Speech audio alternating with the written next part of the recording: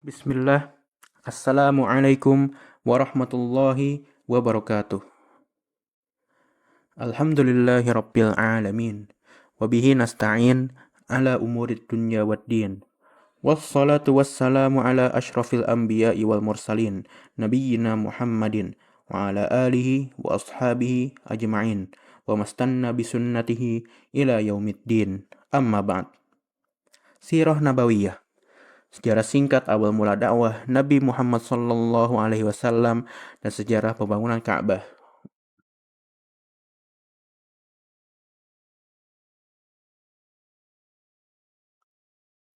Pembangunan Ka'bah. Alasan dibangunnya kembali Ka'bah rusak karena banjir besar yang melanda Makkah hingga dindingnya retak. Kaum Quraisy khawatir bangunan itu runtuh, maka mereka memutuskan untuk membangunnya kembali. Namun mereka sepakat untuk tidak menggunakan harta haram, seperti tidak dari hasil riba dan tidak dari hasil kezaliman. Kisah Hajar Aswad. Ketika pembangunan dinding selesai, suku-suku Quraisy berselisih tentang siapa yang berhak meletakkan Hajar Aswad di tempatnya.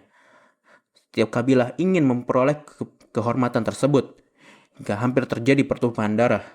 Akhirnya mereka sepakat, siapa yang pertama kali masuk dari pintu Masjidil Haram, dialah yang akan menjadi penengah. Ternyata yang pertama kali masuk adalah Nabi Muhammad Sallallahu Alaihi Wasallam. Mereka semua bersorak gembira. Inilah Al-Amin. Kami ridho dia yang menjadi penengah. Lalu Nabi Muhammad Sallallahu Alaihi Wasallam meminta selembar kain, meletakkan Hajar Aswad di tengahnya, dan menyuruh perwakilan dari setiap kabilah memegang satu sisi kain itu, lalu mengangkatnya bersama-sama.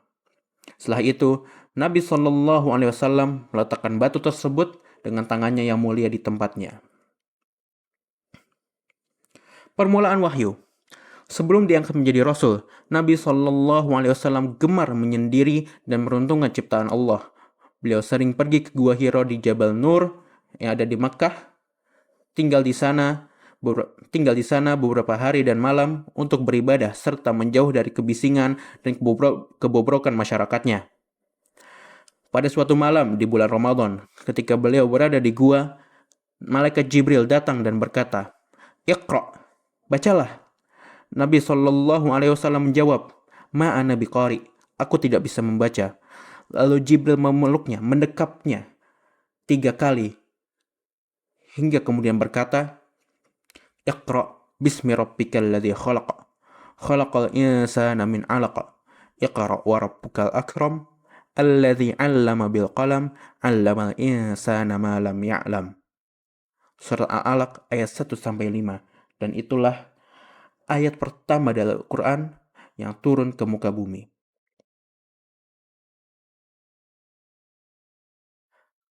Nabi Shallallahu Alaihi Wasallam kembali ke rumah dalam keadaan gemetar karena peristiwa besar itu dan berkata kepada Khadijah, Dassiruni, selimuti aku. Lalu Khadijah menenangkannya dan berkata, "Kalla, sekali-kali tidak. Demi Allah, Allah tidak akan pernah menghinakanmu selamanya. Engkau menyambung silaturahim, menolong yang lemah, memberi kepada yang membutuhkan, dan menolong orang yang tertimpa musibah dalam kebenaran." Lalu Khadijah membawa Nabi Shallallahu Alaihi Wasallam menemui Waraqah bin Naufal, seorang ulama yang memahami kitab-kitab terdahulu. Waraqah berkata, "Itu adalah namus, malaikat yang Allah turunkan kepada Musa.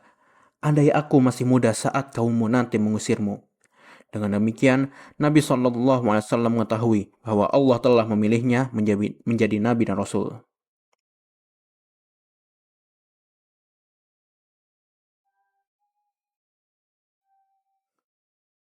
Dakwah secara rahasia. Setelah turunnya ayat-ayat dari surat Al-Mudaththir, Nabi Shallallahu Alaihi Wasallam mulai menyuruh manusia agar menyembah Allah semata dan meninggalkan kesyirikan. Pada awalnya, dakwah dilakukan secara rahasia selama 3 tahun. Beliau memulai dengan orang-orang terdekat, tanpa konflik langsung dengan Quraisy. Nabi Shallallahu Alaihi Wasallam dan para sahabatnya biasa berkumpul secara diam-diam di rumah Al-Arqam, Ibn Abil Arqam, untuk belajar Al-Quran, melaksanakan sholat, dan memperkuat iman. Orang-orang yang pertama masuk Islam diantaranya adalah yang pertama, Khadijah bintu Khuwailid dari kalangan perempuan, Ali bin Abi Thalib dari kalangan anak kecil, Zaid bin Harithah dari kalangan budak hamba sahaya, dan Abu Bakar As-Siddiq dari kalangan laki-laki radhiyallahu anhum ajma'in.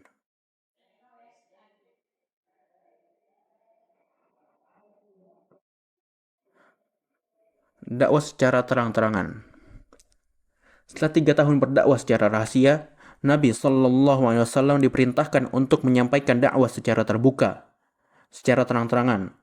Allah berfirman, maka sampaikanlah secara terang-terangan apa yang diperintahkan kepadamu, dan berpalinglah dari orang-orang musyrik. Surat Al-Hijr ayat 94. Nabi Shallallahu Alaihi Wasallam mulai menyuruh manusia secara terbuka agar menyembah Allah dan meninggalkan berhala, dan mengumpulkan orang-orang Quraisy dan memberikan mereka dari azab Allah. Namun pamannya, Abu Lahab, menentang dan berkata, Tabbat laka, alihadza jama'tana? Celaka engkau, apa hanya untuk ini engkau mengumpulkan kami? Lalu turunlah surat Al-Masad. Tabbat yada abi lahabi wa tabb. Binasalah kedua tangan Abu Lahab, dan sesungguhnya dia akan binasa. Sejak saat itu, penderitaan kaum muslimin bertambah. Mereka diejek, disiksa, diusir.